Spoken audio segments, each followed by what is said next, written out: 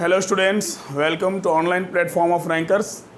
और आज हम लोग एक बहुत इंपॉर्टेंट टॉपिक केमिकल बॉन्डिंग का डिस्कस करने वाले हैं, जिस टॉपिक का नाम है हाइब्रिडाइजेशन। तो आज का हमारा टॉपिक होगा hybridisation.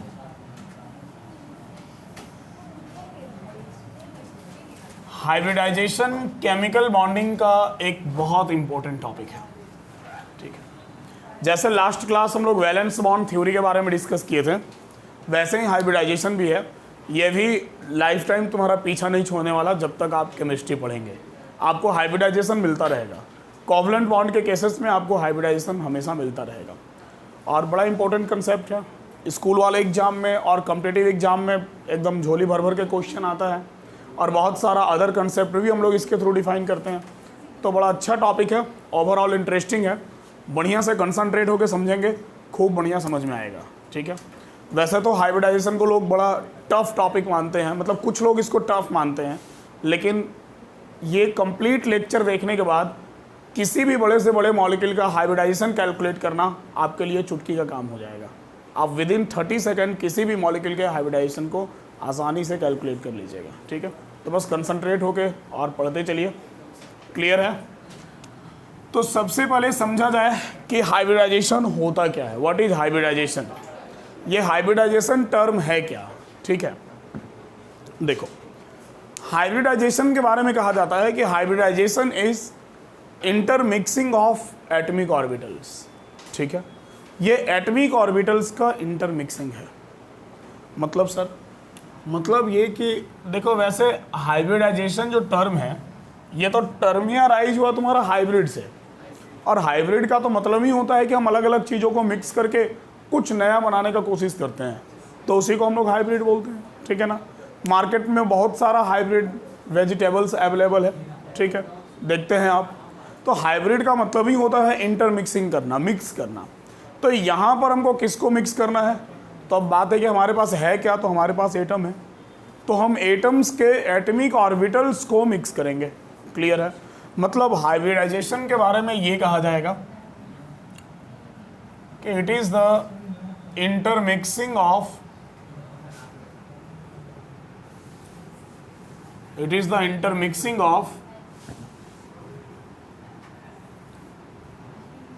Atomic orbitals.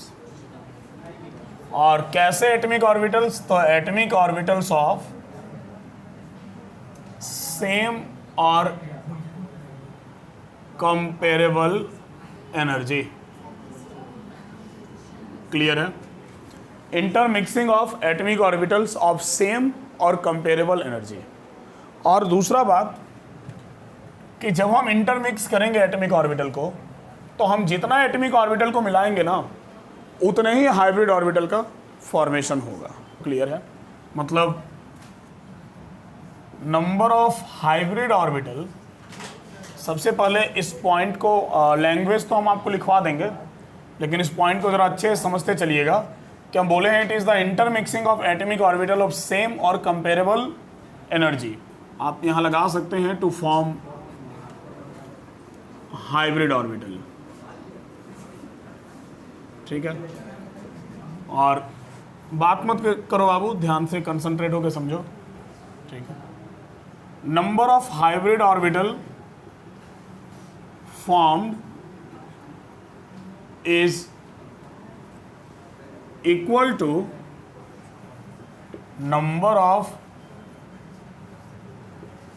atomic orbitals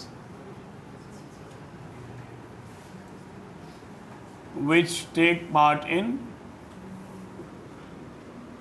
intermixing। ठीक है, हम क्या बोल रहे हैं? हम बोल रहे हैं कि जितना एटॉमिक ऑर्बिटल इंटरमिक्सिंग में पार्टिसिपेट करेगा, उतने ही हाइब्रिड ऑर्बिटल का फॉर्मेशन होगा। क्लियर है?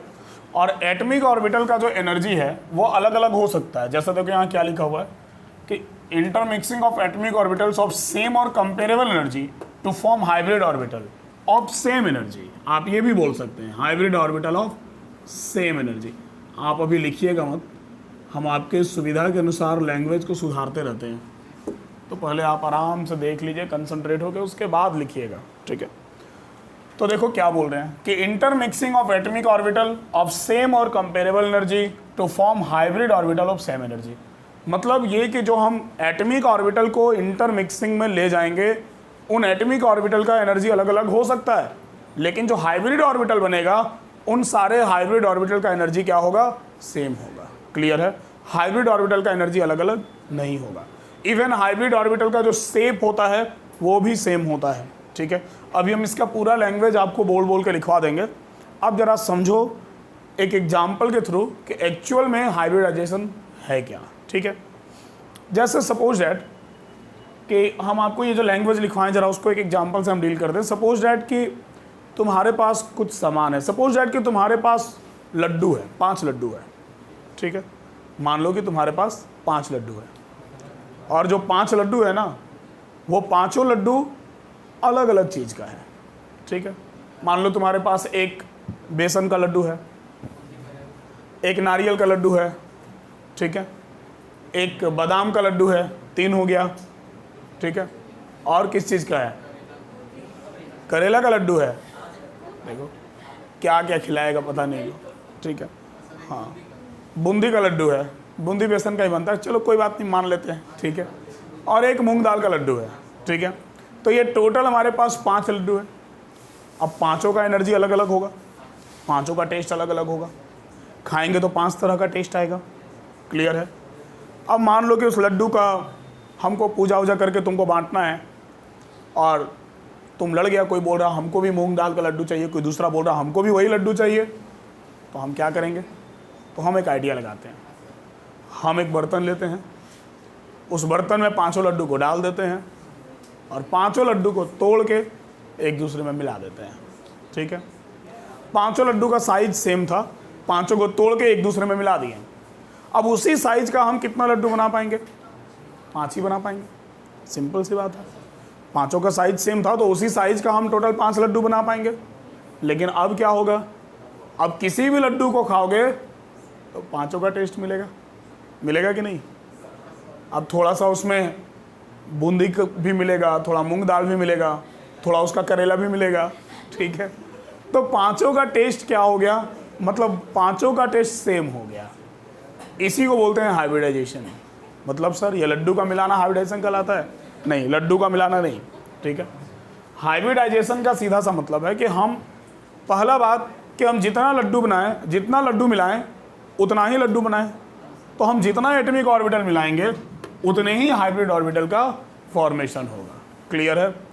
और जो हाइब्रिड ऑर्बिटल बनेगा उन सबका एनर्जी क्या होगा, उन सबका एनर्जी सेम होगा। क्लियर है? तो आप जो 5 लड्डू मिलाएं, 5 ही लड्डू बना, और 5 का एनर्जी अब क्या है, सेम है, क्योंकि 5 का टेस्ट सेम है, 5 का कंपोनेंट सेम है। तो यही होता है हाइब्रिडाइजेशन। चलेगा? अब ये काम हमको किसके साथ करना है, ये लड्डू मिलाने वाला काम हमको एटॉमिक ऑर्बिटल के साथ करना है। हम जितने एटॉमिक ऑर्बिटल का मिक्सिंग करेंगे उतने ही हाइब्रिड ऑर्बिटल का फॉर्मेशन होगा, और सारे हाइब्रिड ऑर्बिटल का एनर्जी क्या होगा, सेम होगा। चलेगा? मतलब अगर हम 2 एटॉमिक ऑर्बिटल मिलाते हैं तो 2 हाइब्रिड ऑर्बिटल का फॉर्मेशन होगा। चलेगा? क्लियर है? तो आप ये पॉइंट लिखिए, और हम कुछ और भी पॉइंट्स आपको बोल बोल के लिखवा दें। पहले हम थ्योरी क्लियर कर दें, उसके बाद समझाएंगे। किसी भी चीज़ को अच्छे से क्लियर करने के लिए उसका थ्योरी क्लियर करना बड़ा ज़रूरी होता है। लिखो इसको।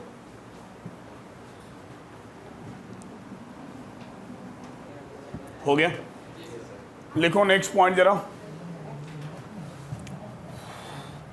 लिखो, लिखो paired and unpaired, paired and unpaired, paired and unpaired, both atomic orbitals, paired and unpaired, both atomic orbitals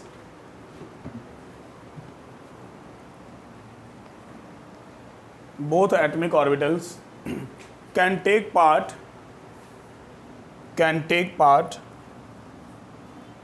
in hybridization.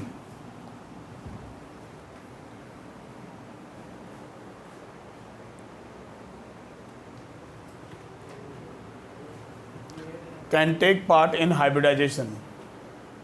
Next point, overlapping of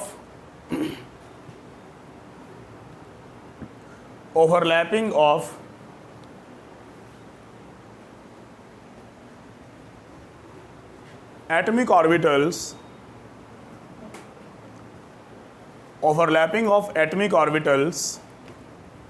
of surrounding atom,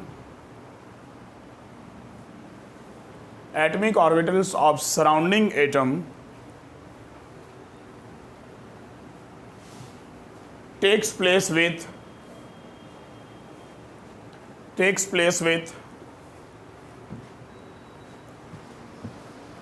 hybrid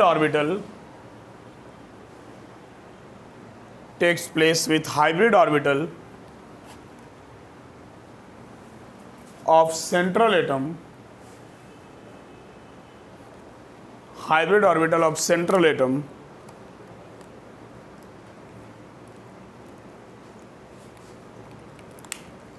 to form covalent bond. To form covalent bond.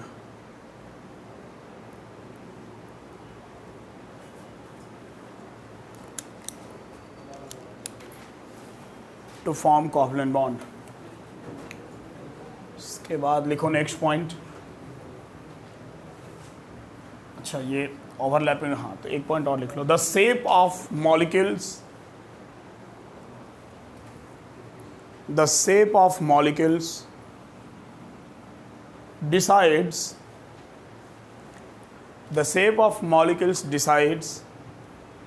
on the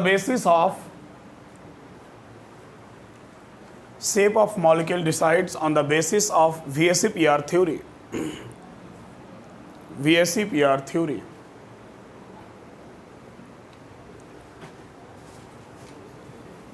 VSEPR theory. जो molecule का shape है वो VSEPR theory के आधार पर decide होगा। मतलब इसमें VSEPR theory का भी कंसेप्ट अपना लग रहा है और इसमें VBT का भी कंसेप्ट लग रहा है, मतलब ओवरलैपिंग यहाँ भी हो रहा है। ठीक है, ऐसा नहीं है कि VBT जो बोलता है कि कोवलेंट बॉन्ड का फॉर्मेशन शेयरिंग के कारण होता है तो ये उसको इग्नोर नहीं कर रहा, लेकिन इसमें एक एक्स्ट्रा बात ये आ रहा ना कि शेयरिंग से पहले हाइब्रिडाइजेशन का प्रोसेस होगा। मतलब इलेक्ट्रॉन शेयरिंग के पहले हाइब्रिड ऑर्बिटल बनेगा और हाइब्रिड ऑर्बिटल सिर्फ सेंट्रल एटम बनाएगा, सराउंडिंग एटम नहीं। तो सेंट्रल एटम का जो हाइब्रिड ऑर्बिटल होगा वो सराउंडिंग एटम के एटमिक ऑर्बिटल के साथ ओवरलैप करेगा और ओवरलैप करके बॉन्ड का फॉर्मेशन करेगा। खैर ये सारा बात, ये सब कुछ आपको बेटर तरीके से तभी क्लियर होगा जब आप इसके टाइप्स और एग्जाम्पल देखिएगा। ठीक है, तो चलो हम लोग हाइब्रिडाइजेशन का टाइप और एग्जाम्पल देखते हैं। तो पहले हम तुमको पूरा फुल कंसेप्ट बताएंगे। ठीक है, थोड़ा टाइम लगेगा बट हम पूरा कंसेप्ट बताएंगे, ईच एंड एवरी स्टेप, और उसके बाद हम आपको ट्रिक बताएंगे कि हाइब्रिडाइजेशन कैसे कैलकुलेट करना है। ठीक है, जो ट्रिक होगा हमको पता है आप हर जगह वही यूज कीजिएगा। ठीक है, लेकिन अगर हम डायरेक्ट ट्रिक बता देते हैं तो फिर कंसेप्ट तुमको पढ़ने में मज़ा नहीं आएगा।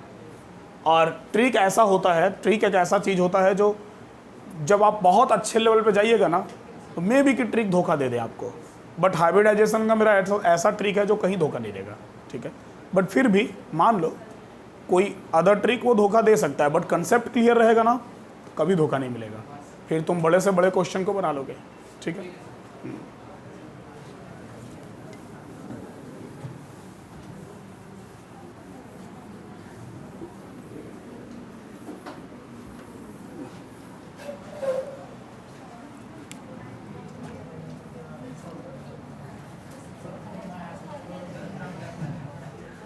चलो हम आते हैं टाइप्स ऑफ हाइब्रिडाइजेशन पर। टाइप्स ऑफ हाइब्रिडाइजेशन में पहला हाइब्रिडाइजेशन है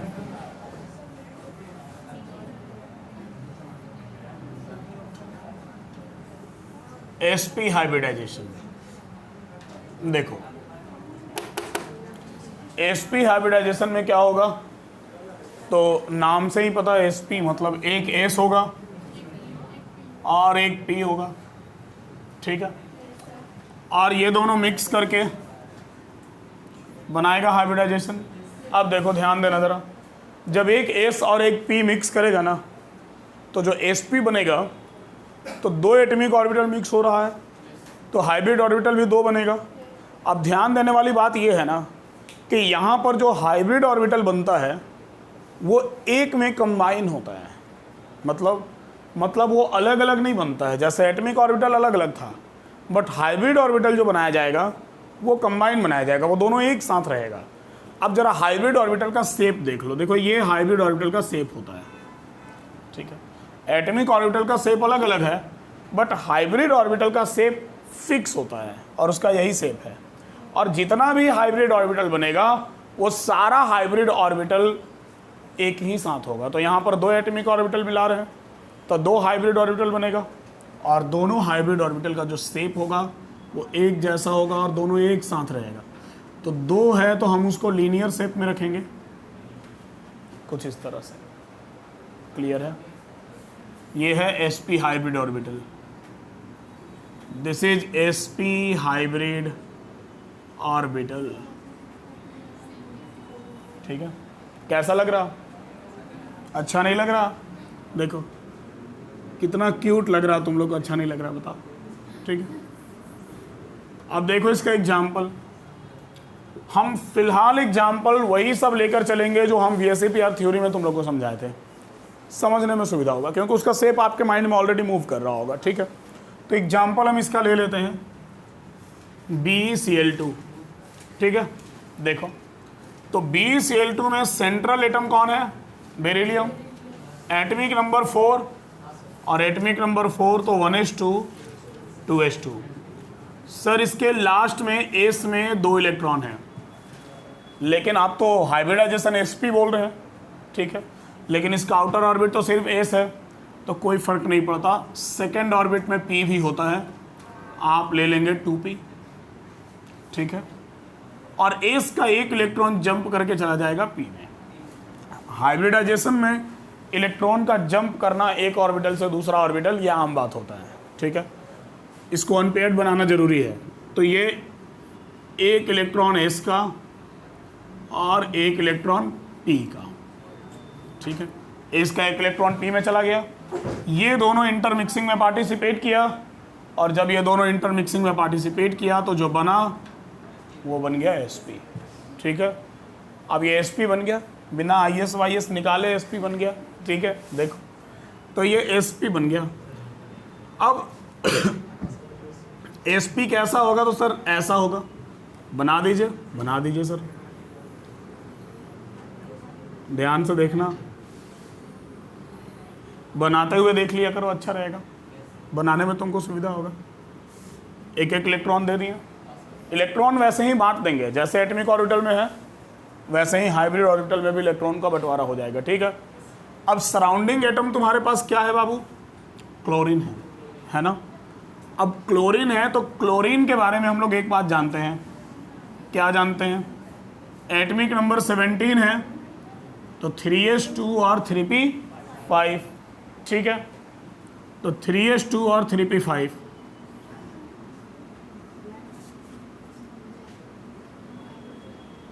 कुछ इस अनुसार होगा, px py pz।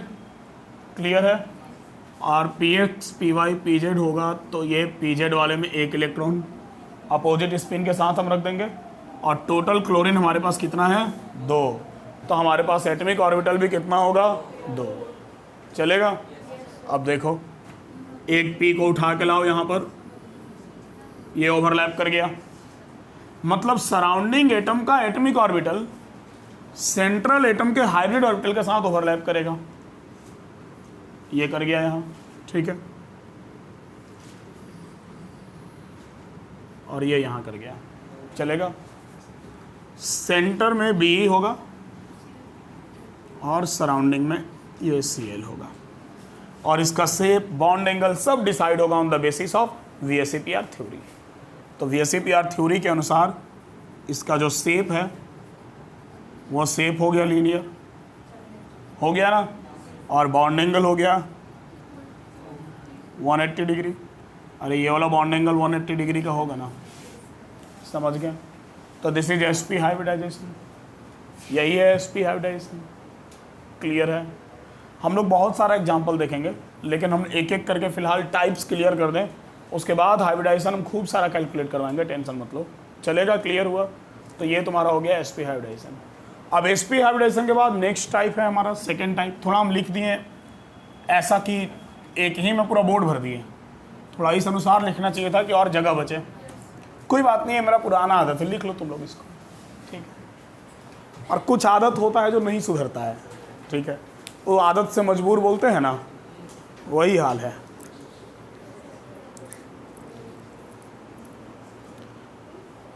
खैर होना चाहिए क्या? अब बोलो सर हम लोग तो हाँ में हाँ मिला ही देंगे, लेकिन नहीं होना चाहिए।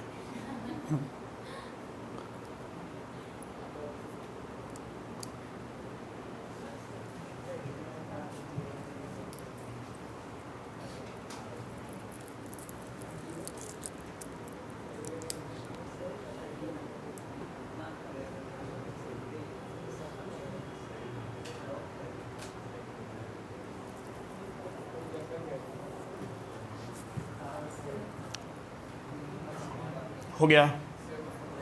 नहीं हुआ? तुम लोग का भी आदत है धीरे लिखने का ना, समझ के लिख रहे हैं। खैर चलो, वक्त के साथ इंसान का आदत सुधर जाना चाहिए।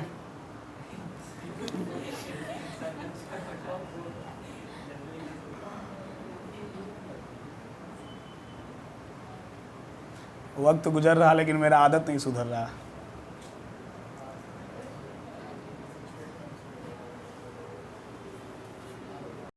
चलो नेक्स्ट आते हैं नेक्स्ट टाइप में, ठीक है।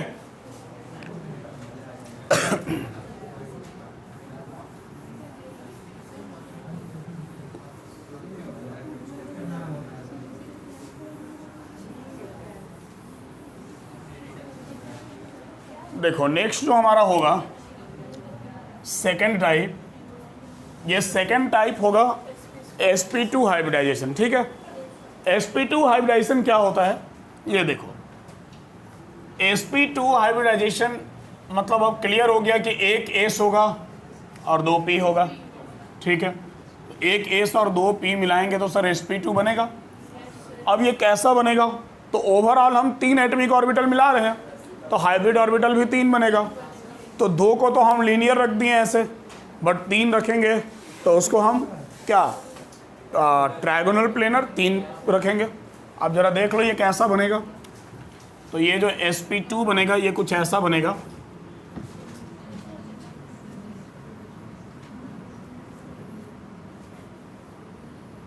ये देखो, ये तो और क्यूट लग रहा है, ठीक है।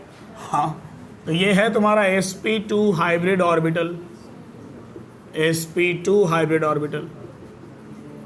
अब इसका एग्जाम्पल लेने के लिए सबसे बेस्ट रहेगा कि हम इसका एग्जाम्पल ले लें वही जो ट्रायगोनल प्लेनर में लिए थे BF3, ठीक है, ध्यान में आ रहा।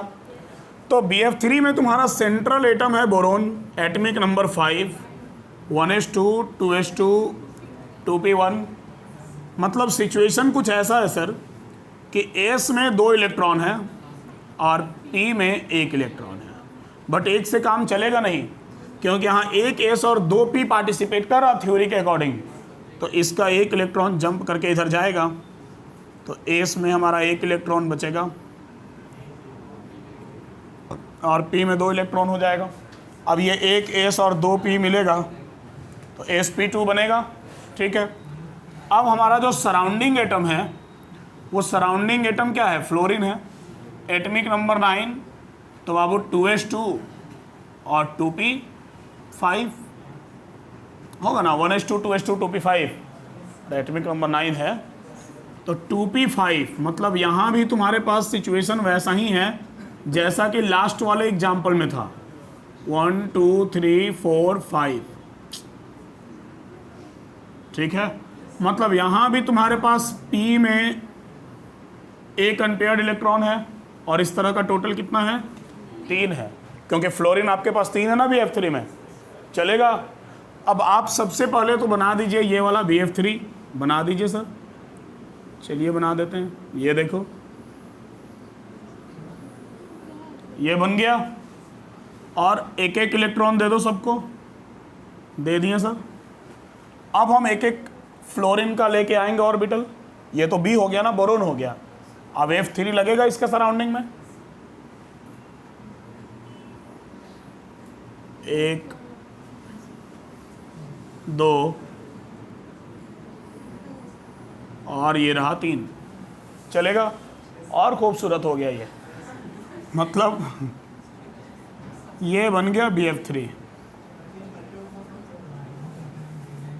ये हम लोग जानते हैं पहले से, ये जो एंगल ऑफ सेपरेशन होगा ये 120 डिग्री का होगा, सेंटर में भी, सराउंडिंग में F लगा हुआ है, और इसका जो शेप होगा वो ट्रायगोनल प्लेनर होगा।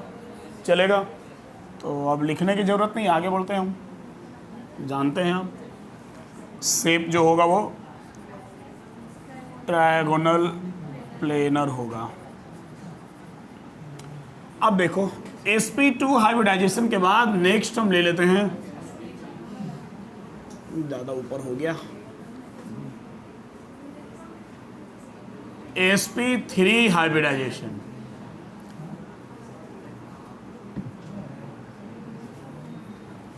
ठीक है? देखो sp3 हाइब्रिडाइजेशन क्या है? क्या है मतलब सर क्लियर है कि एक S है और 3 P है, तो ये मिला के बन गया sp3। ठीक है? अब sp3 में तुम्हारा टोटल हाइब्रिड ऑर्बिटल आ गया 4, तो 4 को कौन से शेप में रखोगे?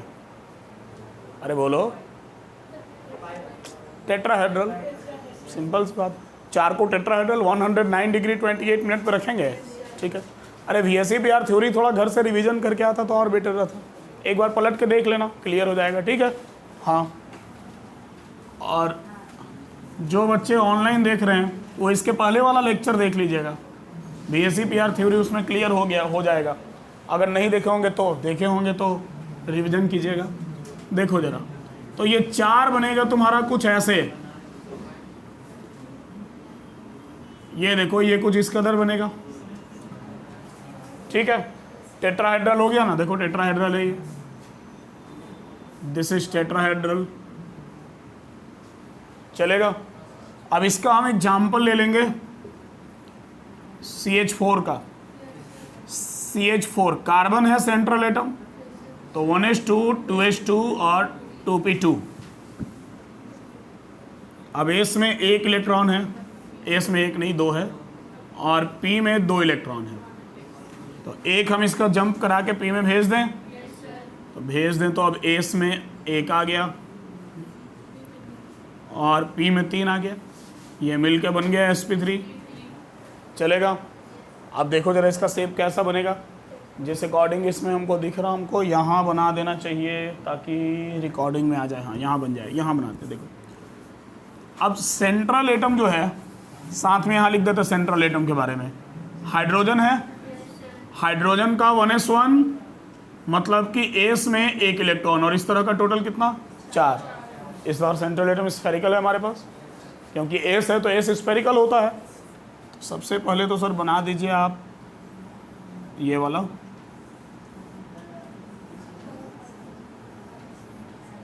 ये हो गया।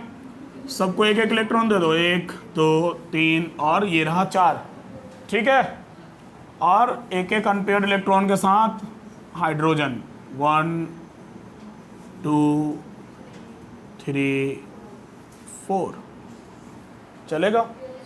हो गया हमारा CH4। This one is CH4। ये टेट्राहेड्रली अरेंज है ऐसे,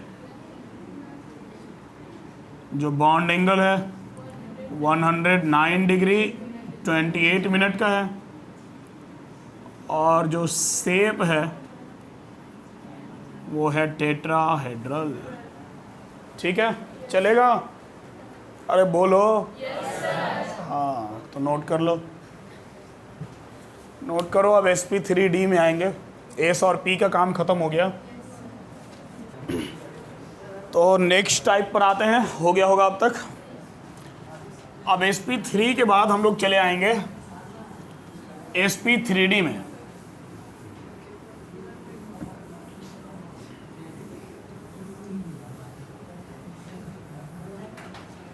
देखो वैसे sp3 वाले में तुमको एक स्पेशल केस और बताते हैं। ठीक है?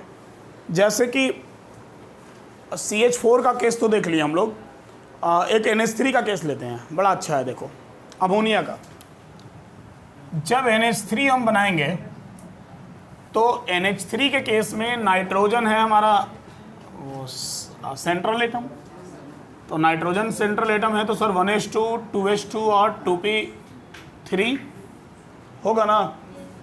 तो एस में 2 है हमारे पास और पी में टोटल 3 है ना। अब क्या हमको इसको कहीं जंप कराने की जरूरत है? इस वाले को नहीं है। इसलिए नहीं है क्योंकि सर सराउंडिंग में हमारे पास टोटल एटम कितने हैं? 3। सराउंडिंग में 3 ही एटम है और 3 अनपेयर्ड अवेलेबल है, तो फिर प्रॉब्लम क्या है? इसका जो 3 हाइड्रोजन होगा, तीनों को हम अनपेयर्ड के साथ हाइब्रिड ऑर्बिटल बनाने के बाद करवा देंगे ओवरलैपिंग। तो सर ये तो पेयर है, पेयर पार्टिसिपेट करेगा हाइब्रिडाइजेशन में? बिल्कुल करेगा। ये पॉइंट हम लिखवाए हैं आपको, ठीक है। इसलिए हम थ्योरी पहले क्लियर कर देते हैं। थ्योरी में हम लिखवाए हैं कि paired electron and unpaired electron, paired and unpaired both atomic orbitals can participate in hybridization. Clear है ना? तो पेयर्ड अनपेयर्ड दोनों पार्टिसिपेट कर सकता है। तो जब दोनों पार्टिसिपेट कर सकता है तो भाई ये करेगा, ये sp3 बनाएगा। और इसका sp3 कैसा होगा? तो अब इसका मतलब जैसा होता है सबका वैसा ही होगा, ठीक है। मतलब ये ऐसे ही बनेगा,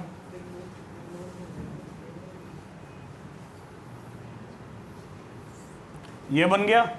अब देखो ये एक एक इलेक्ट्रॉन अनपेयर्ड इसको दे दिए हम और 2 पेयर्ड फॉर्म में है। तो जो पेयर्ड फॉर्म में रहेगा ये अनपेयर्ड वाला जाएगा बॉन्ड पेयर में, और पेयर्ड फॉर्म में जो रहेगा वो कहाँ जाएगा? लॉन पेयर में। तो याद करो NH3 का जो शेप बनाए थे उसमें ऐसे लोब दे के ऊपर में और 2 इलेक्ट्रॉन ऐसे रख दिए थे, तो बस वही काम करना है, दोनों पेयर्ड इलेक्ट्रॉन को रख दिए हम वहाँ।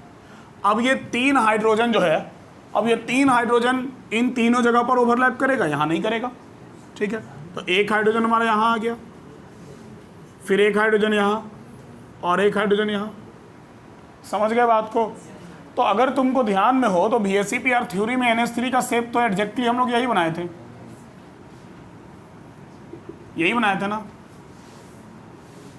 यही था NH3, टेट्राहेड्रल था, याद आ रहा? ठीक है, geometry tetrahedral, shape trigonal pyramidal और बॉन्ड एंगल 107 डिग्री का। थोड़ा बॉन्ड एंगल कम हो गया था तो 107 डिग्री का बॉन्ड एंगल था, चलेगा। तो देखो ये sp3 हो गया। तो हाइब्रिडाइजेशन में अनपेयर्ड जरूरी नहीं है कि हम बार बार अनपेयर्ड करवाएंगे। हमको अनपेयर्ड करवाने का ज़रूरत क्यों पड़ता है? क्योंकि हमारे पास सराउंडिंग एटम ज़्यादा है, तो जितना सराउंडिंग एटम है ओवरलैपिंग तो अनपेयर्ड वाला ही करेगा, पेयर्ड वाला तो ओवरलैपिंग में पार्टिसिपेट नहीं करेगा। और हाइब्रिडाइजेशन में भी हमारा VVT का ओवरलैपिंग वाला कंसेप्ट साथ में चला आ रहा है। तो जब हमको यहाँ पर सराउंडिंग में 4 हाइड्रोजन था और हमारे पास अनपेयर्ड यहाँ 2 ही था, इलेक्ट्रॉन अनपेयर्ड 2 ही था सेंट्रल एटम में, तो सेंट्रल एटम में हमको 4 अनपेयर्ड करवाना था ना, इसलिए हम जंप करवा दिए। बट यहाँ जब हम आए तो पता चला कि 3 सराउंडिंग एटम है और 3 अनपेयर्ड अवेलेबल है, तो हम क्यों उसको अनपेयर्ड करवाएंगे? फिर क्यों जंप करवाएंगे? फिर हमारे पास जो S और P है उसको मिला के हम sp3 बना देंगे। जहाँ जहाँ अनपेयर्ड है वहाँ वहाँ हम ओवरलैपिंग करवा दिए और एक हम पेयर छोड़ दिए, लॉन पेयर बचा रह गया। और क्या, 3 बॉन्ड पेयर 1 लॉन पेयर बन गया हमारा। समझ गए बात को? क्लियर हुआ?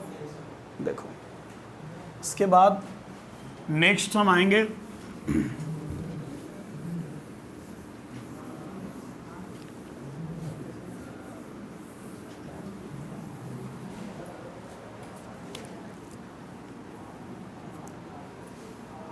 sp3d hybridisation. आई थिंक ये 4th नंबर होगा ना, sp sp2 sp3 और ये हो गया sp3d, ठीक है। कुछ ज़्यादा ही ऊपर लिख दिए तो कैमरा में आएगा नहीं, नीचे लिखो रे बाबा, sp3d हाइब्रिडाइजेशन। हाँ देखो sp3d, अब p में 3 ऑर्बिटल होता है, px py pz पार्टिसिपेट कर गया, ठीक है। तो अब तो ps हो गया, p हो गया, तो अब कहाँ जाएंगे? d में जाएंगे, ठीक है। अब एक s 3 p और एक d, अब एक स्फेयर, एक डम्बल और एक डबल डम्बल, 3 डम्बल और एक डबल डम्बल। ओवरऑल मिलाकर ये बन गया हमारा sp3d। अब sp3d total atomic orbitals are 5, तो जो शेप जाएगा वो शेप भी हमारा जाएगा कौन सा, ट्रायगोनल बाई पिरामिडल। PCl5 वाला एग्जाम्पल याद आ रहा, ठीक है। अब देखो, अब बार बार अब जो शेप है ना उसको बनाना पॉसिबल नहीं है। ऐसा बनाने का तो हम बना देंगे, पॉसिबल है, लेकिन अब शेप उन सब का मतलब एज अ लुक बड़ा अटपटा लगेगा। कोई ज़रूरी नहीं कि अब आप सबका शेप बनाएं, क्योंकि अब VSEPR के अकॉर्डिंग आप शेप समझ रहे हैं, शेप ज्योमेट्री और बॉन्ड एंगल आपके माइंड में ऑलरेडी क्लियर है, ठीक है। फिर भी अब PCl5 तक हम लास्ट बना देते हैं। देखो, तो एग्जाम्पल हम इसका ले लेंगे PCl5, डायरेक्ट एग्जाम्पल ले रहे हैं। तो PCl5 लेंगे तो सेंट्रल एटम फॉस्फोरस है, एटमिक नंबर 15, तो अब 1s2 2s2, अरे पूरा लिखने लगे, कोई बात नहीं, 2p6 3s2 और 3p3 है ना। ध्यान देना इधर, एस में 2 इलेक्ट्रॉन है तुम्हारे पास और पी में 1 2 3, लेकिन सराउंडिंग में नंबर ऑफ एटम्स आर 5 और अनपेयर्ड इलेक्ट्रॉन तुमको दिख रहा कितना, 3। तो अब एक एस वाले को जंप कराना होगा, अब एस वाले को पी में जंप कराएंगे तो फिर बात वही रह जाएगा, अनपेयर्ड तो 3 ही रह जाएगा। तो सर कहाँ करवाएं, डी में, थर्ड ऑर्बिट है और थर्ड में वैकेंट डी ऑर्बिटल अवेलेबल होता है, करवा दीजिए सर। ले लीजिए 3d, ये ले लिए 3d और इसका एक इलेक्ट्रॉन यहाँ जंप करा दिए, तो एक इलेक्ट्रॉन हमारा एस में बचा, 3 इलेक्ट्रॉन हमारा पी में हो गया और एक इलेक्ट्रॉन डी में हो गया, ठीक है। ये सब मिलके और बना दिया हमारा sp3d। अब sp3d है तो टोटल 5 एटमिक ऑर्बिटल, और 5 होगा तो 3 होगा एक प्लेन पर और 2 जाएगा परपेंडिकुलर, उसका ट्रायगोनल बाई पिरामिडल शेप जाएगा। क्लियर हो रहा ना। देखो कैसे बनेगा, तो जैसे बनाना हो, मान लो अगर हम ऐसे ही बनाए अगर, तो एक इधर ले लें, एक इधर ले लें, एक इधर ले लें, ये सेम प्लेन पर हो गया, ठीक है। और 2 परपेंडिकुलर जाएगा तो एक हम ऐसे ले लें, दूसरा हम ऐसे ले लें। 5 अनपेयर्ड इलेक्ट्रॉन है, दे दो, 1 2 3 4 5। लेकिन अब इसका जो भाई शेयरिंग है और ओवरलैपिंग है वो सब करके बड़ा गजब टाइप का शेप बनेगा, समझ रहे हो ना। क्योंकि अब देखो सराउंडिंग में तुम्हारे पास क्लोरीन है, और जब सराउंडिंग में तुम्हारे पास क्लोरीन है तो क्लोरीन है तुम्हारे पास, तो तुमको पता है कि वो 3s2 और 3p5 है और p में एक अनपेयर्ड इलेक्ट्रॉन है और इस तरह का टोटल तुम्हारे पास 5 है। अब ये बार बार लिख के दिखाने की ज़रूरत नहीं है ना, समझ रहे हैं आप। 3p5 है तो एक अनपेयर्ड इलेक्ट्रॉन होगा ना p में, और टोटल 5 है तुम्हारे पास इस तरह का। अब 5 इसको यहाँ ओवरलैप करवाना है, करवाओ। हमको क्या है, हम तो बोर्ड पे बनाना है, बना ही देंगे।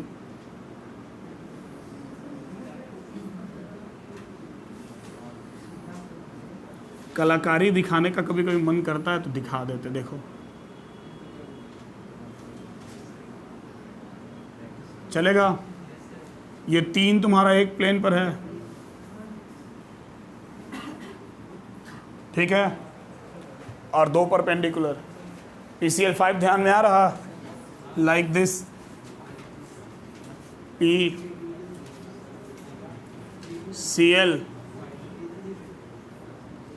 Cl ये 3 एक प्लेन पर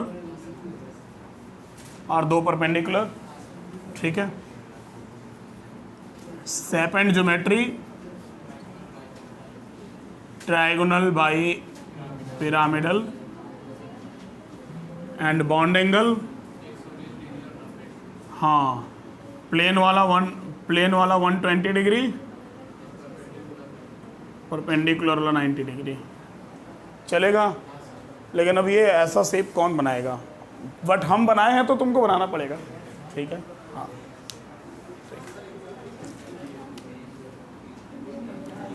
लिखो sp3d और sp3d2 बचा, उन लोग को हम एग्जाम्पल के थ्रू ही पार कर देंगे और उसके बाद हम लोग आएंगे अब कुछ क्वेश्चंस पे, ट्रिक्स पे।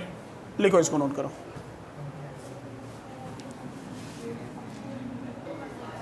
चलो आगे बढ़ा जाए।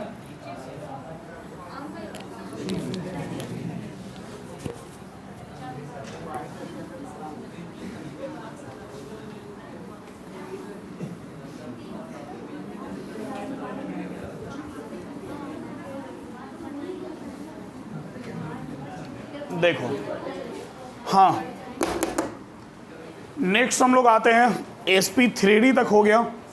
दो टाइप और बचा है इसमें।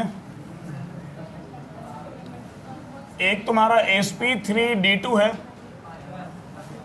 पांचवा है, जिसमें एक s 3p और 2d होगा। ये तुम्हारा sp3d बनेगा, sp3d2 बनेगा, ठीक है। और बाबू इसका एग्जाम्पल देख लो। अब शेप नहीं बनाएंगे, तो आप शेप तो देख ही रहे हो ना, बहुत अटपटा जा रहा है और तुमको पता है कि शेप क्या बनेगा। तो अब देखो क्या है, सल्फर है एटॉमिक नंबर 16, तो 3s2 और 3p4। देखो एस में तुम्हारा 2 इलेक्ट्रॉन है और पी में टोटल 1 2 3 और 4 इलेक्ट्रॉन है। चलेगा, लेकिन इससे काम आपका चलेगा नहीं। क्यों नहीं चलेगा सर? बारिश हो रही है, अच्छी बात है। इससे आपका इसलिए काम नहीं चलेगा क्योंकि सराउंडिंग में एटम कितना है तुम्हारे पास। हम एग्जाम्पल लिखे नहीं है, डायरेक्ट हम एस का बताने लगे। एक्चुअल में हम SF6 का बताना चाह रहे हैं, जो क्योंकि हम लोग ऑक्टाहेड्रल शेप 6 वाला ध्यान में ना यही देखे थे, इसलिए हम यही बता रहे हैं। तो सराउंडिंग में टोटल तुम्हारे पास कितना है? 6 है। तो 6 है तो 6 अनपेयर चाहिए, तो एक 3D ले लो,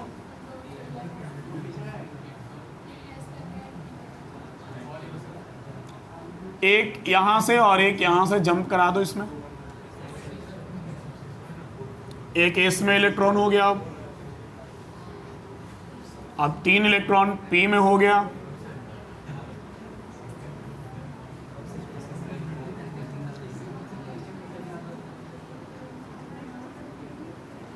दो इलेक्ट्रॉन डी में हो गया, चलेगा। तो ये हो गया हमारा sp3d2, ठीक है। अब तुम देख पा रहे हो कि सेंटर में तुम्हारा एस है और सराउंडिंग में एफ है, ठीक है। तो ये SF6 तुम्हारा बन जाएगा, क्लियर है। इसके बाद नेक्स्ट टाइप है sp3d3। हाँ इधर देखो, 2-4 बच्चा का नाम ले लेंगे कि हल्ला मत करो, तो फिर अमर हो जाएगा नाम तुम्हारा रिकॉर्डिंग में, ठीक है। हाँ, जब भी कोई कभी देखेगा तो बोलेगा अच्छा, मतलब इस नाम का बच्चा बड़ा हल्ला करता था बैच में, ठीक। क्या मुक्ति समझी? ठीक है, देखो तो sp3d3 में आते हैं हम, ठीक है।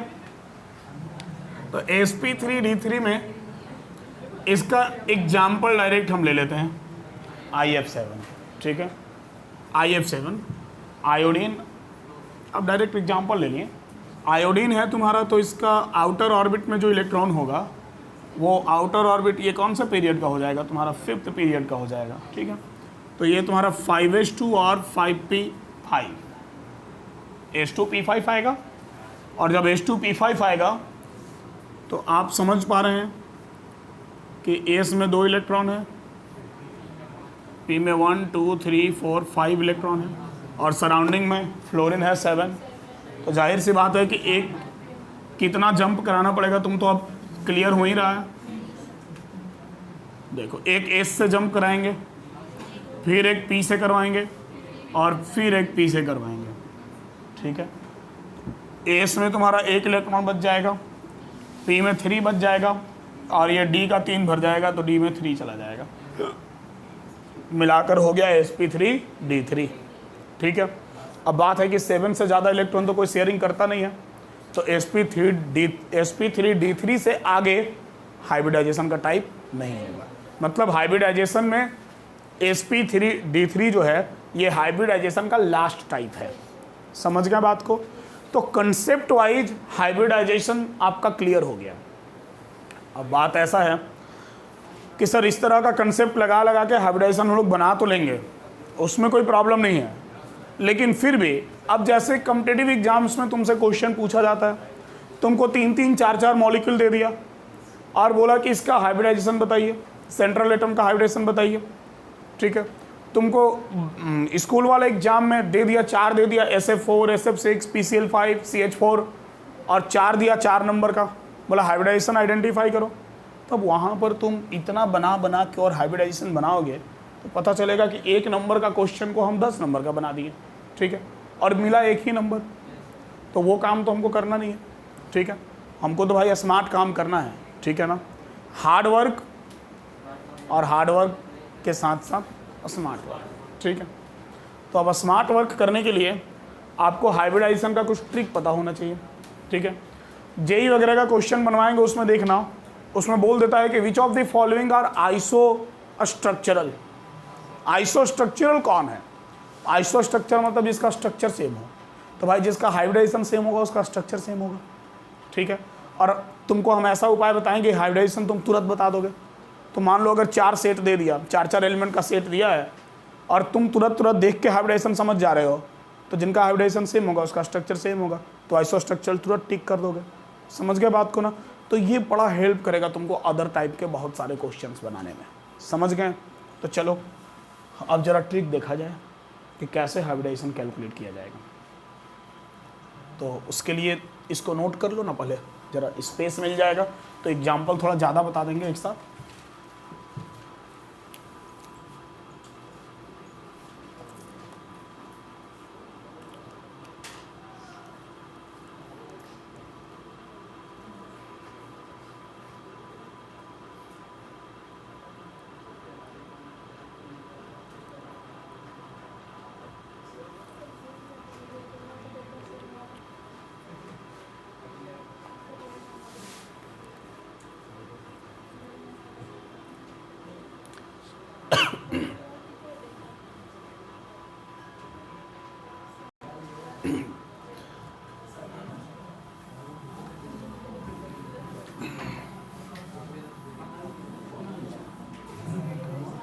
देखो अब हम लोग हाइब्रिडाइजेशन निकालने का एक छोटा सा फार्मूला देखेंगे, ठीक है। और उस छोटे से फार्मूला से आप बड़े बड़े मॉलिक्यूल का हाइब्रिडाइजेशन एकदम आसानी से कैलकुलेट कर लीजिएगा, ठीक है। एकदम शानदार फार्मूला, केस ट्रिक्स। देखो yes, Kumar sir tricks.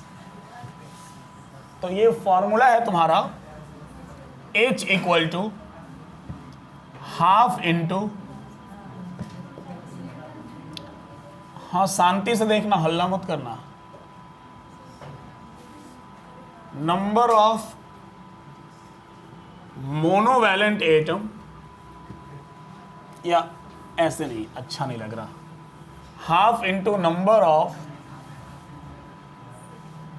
Valence electron of central atom, ठीक है।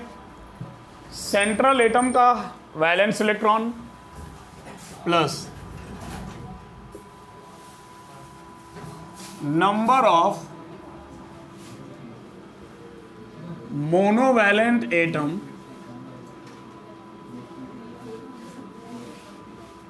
अराउंड सेंट्रल एटम, ठीक है। 2 मिनट रुको, plus charge on anion minus charge on cation.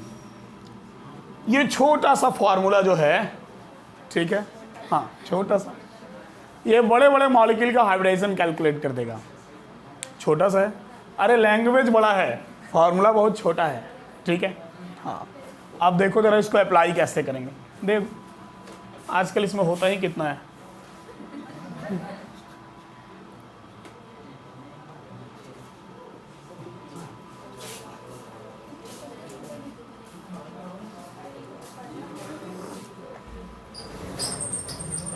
तो ये छोटा सा फार्मूला को अब हम लोग अप्लाई करेंगे। ये फार्मूला इसमें अच्छा सा है, हाँ आ गया।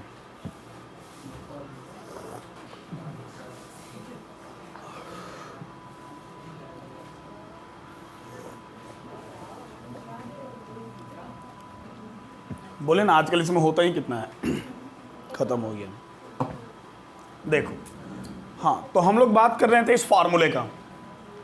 अब इस फार्मूला में कुछ चीज़ें आप सीखिए, वैलेंस इलेक्ट्रॉन आपको पता है, किसी भी एटम का वैलेंस इलेक्ट्रॉन तो आप तुरंत बता दीजिएगा।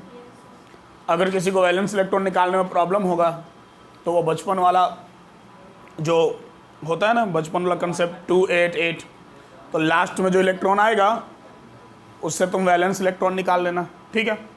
और मोनोवैलेंट एटम जरा जान लो क्या होता है।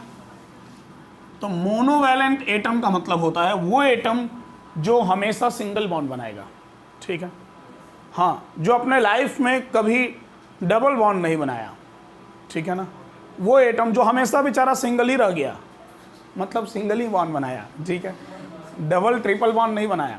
अब वो एटम कौन कौन से हैं जो सिंगल ही रह गए? हाइड्रोजन, फ्लोरीन, क्लोरीन, ब्रोमीन और आयोडीन। ये हाइड्रोजन और ये हेलोजन फैमिली, वैसे हाइड्रोजन का प्रॉपर्टी भी इनसे मैच करता है, पता ही है आपको, यही सब कारण है। तो ये जो पांचों है ना, ठीक है, ये हमेशा सिंगल बॉन्ड बनाता है, ये कभी डबल बॉन्ड नहीं बनाता है, कभी आप देखिएगा नहीं इन लोगों को डबल बॉन्ड बनाते हुए, क्लियर है। तो ये मोनोवैलेंट एटम हो गए, ठीक है। बाकी इनके अलावा कोई भी आएगा तो आपको उसके बदले 0 ले लेना है। ऑक्सीजन बाईवैलेंट एटम है, नाइट्रोजन ट्राईवैलेंट एटम है। अब तुमको ये नहीं देखना है कि सर अब हमको कैसे पता चलेगा कि वो मॉलिक्यूल में सिंगल बॉन्ड बना रहा है कि डबल बॉन्ड बना रहा है, उससे कोई मतलब नहीं है। दिमाग में याद रख लो ना कि मोनोवैलेंट रहेगा तो यही लेना है, ठीक है, या number of these atoms around central atom, बस। इसके अलावा कुछ भी रहेगा तुमको उसके बदले 0 ले लेना है, सीधा सा बात है। और बाकी ये तो तुमको पता है, चार्ज ऑन एनायन मतलब नेगेटिव चार्ज, और चार्ज ऑन केटायन मतलब पॉजिटिव चार्ज, चलेगा। साइन यहाँ का नहीं लेंगे हम, सॉरी साइन यहीं का लेंगे, और चार्ज का सिर्फ मैग्नीट्यूड रखेंगे। चार्ज ऑन एनायन, एनायन वाले चार्ज को हम प्लस कर रहे हैं तो एनायन वाला चार्ज तो प्लस ही होगा ना, क्योंकि एनायन मतलब कि मॉलिक्यूल इलेक्ट्रॉन को गेन किया है, और मॉलिक्यूल अगर इलेक्ट्रॉन गेन किया है तो वो उसके वैलेंस इलेक्ट्रॉन में शामिल होगा, तो इसलिए उस चार्ज को हम ऐड कर देंगे। और चार्ज ऑन केटायन, केटायन मतलब कि मॉलिक्यूल उतना इलेक्ट्रॉन लॉस कर दिया है, तो इसलिए ये सब में से हम उतना क्या करेंगे, माइनस कर देंगे, घटा देंगे, चलेगा। ज़्यादा बेटर क्लियर होगा जब हम एग्जाम्पल लेंगे। देखो जरा, तो ये हमारे पास फार्मूला है, hybridization equal to half into number of valence electron of central atom plus number of monovalent atom around central atom plus charge on anion minus charge on cation. Monovalent atoms are hydrogen, fluorine, chlorine, bromine, iodine, चलेगा। आप देखो कैसे apply करेंगे। कोई भी एक example उठाइए, कोई भी एक एग्जाम्पल, जैसे सपोज दैट कि हम CH4 लेते हैं, ठीक है। अभी हम लोग जो पढ़े पहले हम उसी में से एग्जाम्पल लेते हैं ताकि प्रूफ हो जाए तुम्हारे सामने, तुमको समझ में आ जाए कि अच्छा हाँ ये फार्मूला एप्लीकेबल है, ठीक है। CH4 क्या था, sp3 था ना, sp3। आप देखो जरा कैसे बनेगा। सबसे पहले H equal to half into number of valence electron of central atom. Central atom कौन सा है, कार्बन, और कार्बन का वैलेंस इलेक्ट्रॉन 4, ये तो पता ही, 6 उसका एटमिक नंबर होता है।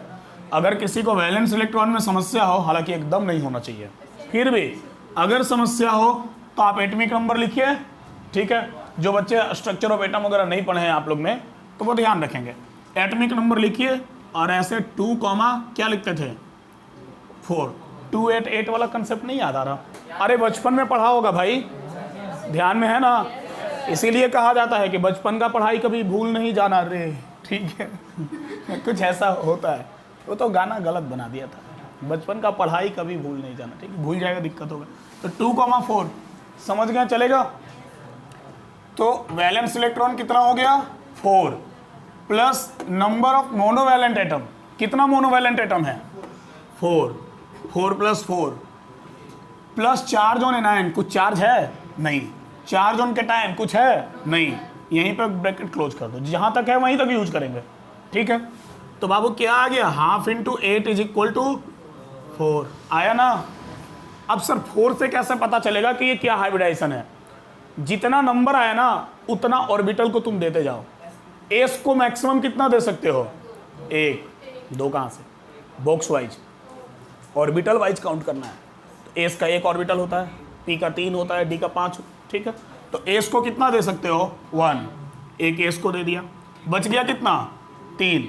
क्या पी को 3 दे सकते हैं, यस सर, दे दीजिए, P3 हो गया, sp3, CH4 का sp3। समझ में आया, क्लियर हुआ। देखो नेक्स्ट देखो PCl5, ठीक है, हाफ H इक्वल टू, हम बोले थे ना तुरंत हाइब्रिडाइजेशन निकलेगा। देखो जरा, फॉस्फोरस का वैलेंस इलेक्ट्रॉन कितना 5, अरे ग्रुप 15 का है, ठीक है, और किसी को समस्या हो तो 15 है, ऐसे लिख लो 2, 8 और 5, ये देखो वैलेंस इलेक्ट्रॉन, ठीक है, चलेगा। तो फॉस्फोरस का valence electron 5 plus monovalent atom 0, कैसे, क्लोरीन मोनोवैलेंट एटम है, 5 + 5 तो हाफ इंटू 10 मतलब 5, एक S को दे दो, 4 बचा, P को हम कितना 3 ही दे सकते हैं, 3 P को दे दो, अब 1 बच गया, वो किसको दे दें, D को, sp3d, PCl5 का है sp3d, निकाल कर देख लो, समझ गए बात को, तो मज़ा आ रहा।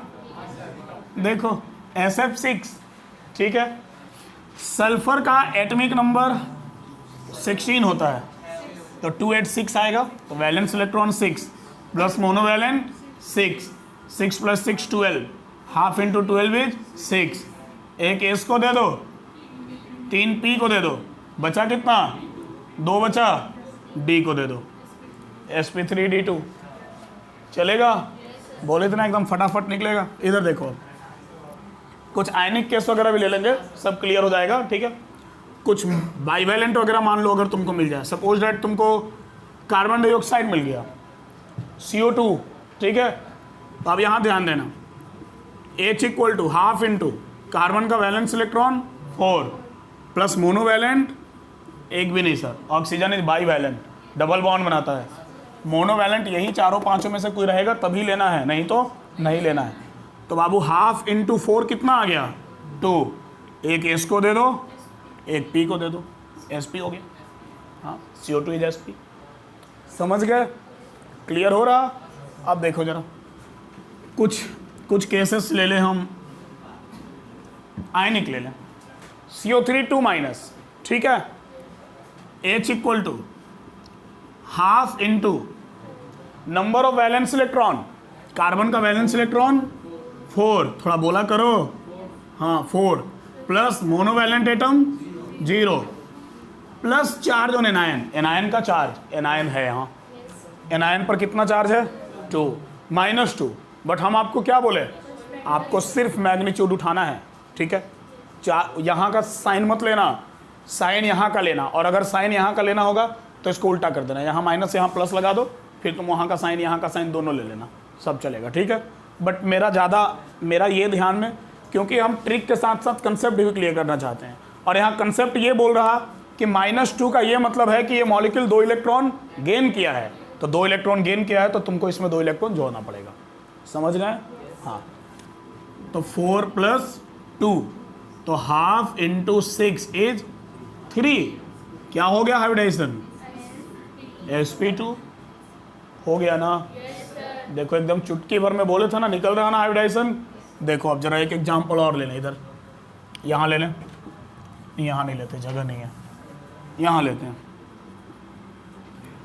SO4 2-, ठीक है, बोलो जरा बोलो, H equal to half into, हाँ क्या लिखें 6 plus monovalent 0 plus charge 2, 6 + 2 8, half into 8 is 4, तो हाफ इंटू 8 इज 4 मतलब sp3, चलेगा।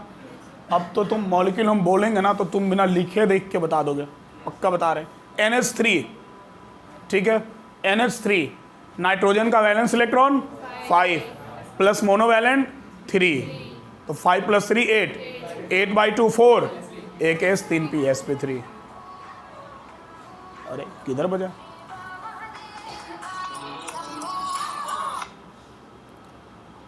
अभी थोड़ा वेट करना पड़ेगा आपको, ठीक है, हाँ।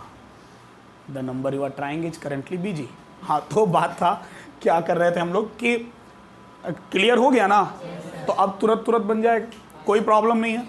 मान लो तुमको SF4 बोला गया, SF4 sp3d, सल्फर का 6 + 4 मोनोवैलेंट, तो 6 + 4 हो गया कितना 10, 10/2 हो गया 5, एक S को चला गया, ठीक है, 3 P को चला गया, एक बचा D को चला गया, sp3d, चलेगा? तो अब आप किसी भी मॉलिक्यूल का हाइब्रिडाइजेशन बिना किसी एक्सेप्शन का, ये फार्मूला हर जगह एप्लीकेबल है, एक कोई एक्सेप्शन नहीं है, ये फार्मूला हर जगह एप्लीकेबल होगा, ठीक है? अब इसके बाद हाइब्रिडाइजेशन में थोड़ा सा और बच गया, हाइब्रिडाइजेशन ऑफ ऑर्गेनिक कंपाउंड्स। हालांकि वो यहाँ का टॉपिक है नहीं, लेकिन अब बात है कि हाइब्रिडाइजेशन पढ़ रहे हैं तो यहाँ वहाँ का टॉपिक नहीं होना चाहिए। हाइब्रिडाइजेशन मतलब हाइब्रिडाइजेशन, तो कहीं का कोई भी मॉलिक्यूल उठाएं तो वो बन जाना चाहिए। तो ऑर्गेनिक मॉलिक्यूल का हाइब्रिडाइजेशन भी आप इन सारे बेसिस पर आराम से बता सकते हैं, लेकिन उसके लिए मेरे पास एक और छोटा सा ट्रिक है कि बड़े बड़े मॉलिक्यूल ऑर्गेनिक कंपाउंड्स का हाइड्रोकार्बन का हम आसानी से बता दें, तो वो भी बता देंगे। लेकिन बात ऐसा है कि आज के लेक्चर का टाइम हो गया है ओवर, ठीक है? तो आज का क्लास हम लोग इतना ही रख पाएंगे, और नेक्स्ट क्लास आप बिल्कुल भी मिस मत कीजिएगा, क्योंकि हाइब्रिडाइजेशन का कुछ कंसेप्ट और इसके बाद कुछ छोटा छोटा टॉपिक बचा हुआ है, पोलराइजेशन, हाइड्रोजन बॉन्डिंग, रेजोनेंस हालांकि छोटा टॉपिक नहीं है, तो ये सब करवाएंगे। और फिर मॉलिक्यूलर ऑर्बिटल थ्योरी पढ़ना है, ठीक है? तो अभी इंपॉर्टेंट टॉपिक है बाकी, बट ये जो टॉपिक था ये आपके इस चैप्टर का सबसे इंपॉर्टेंट टॉपिक माना जाता है। तो आज के लेक्चर में हम लोग इतना ही रखेंगे, आप इसको नोट कर लीजिए। हाँ, कुछ क्वेश्चन दे क्या, या चलो डिस्क्रिप्शन में डाल देंगे या ग्रुप में भेज देंगे, ठीक है? ग्रुप में मतलब अगर कोई बच्चा इसको यूट्यूब पर देख रहा है तो बाबू प्ले स्टोर से रैंकर्स ऐप डाउनलोड कर लो, ठीक है? उसमें भी ये लेक्चर मिल जाएगा, और उसमें कुछ तुमको PDF फाइल में DPP वगैरह भी मिलता रहेगा। मिलते हैं हम लोग नेक्स्ट लेक्चर में, तब तक के लिए खुश रहिए, स्वस्थ रहिए।